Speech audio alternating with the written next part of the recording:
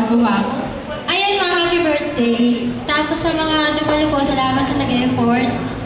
Kahit medyo masama yung panahon na buti ngayon hindi nga umulan. Ayan, ang message ko kay Mama, salamat sa lahat. Kasi ako na lang yung anak na asawa niya sa bahay. So araw-araw masarap yung manakain kong pagkain.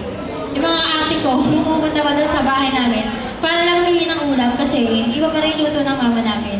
Kahit saan kayo pumunta, luto ni Mama yung lagi namin hinahanap. Kahit yung mga bisita namin, mga kaklase dati, miss na namin luto ng mama mo. Iba kasi yung luto niya. Kaya tuwing may handaan, hindi niya kayo nakakalimutan baunan ng biko. Kasi lahat nang hinahanap. Ayun ba, happy birthday! Sabihan mo sa Mama, happy birthday.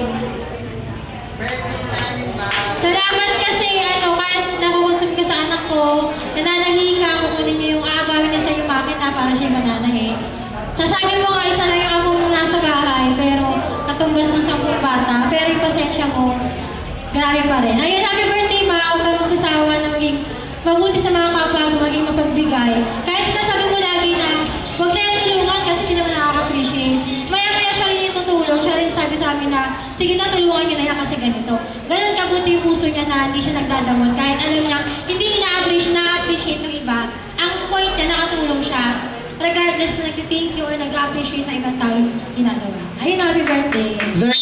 Ay, parang hindi mo ka sa kalam ng iba, teacher din si Beba, no? Si Rosalie.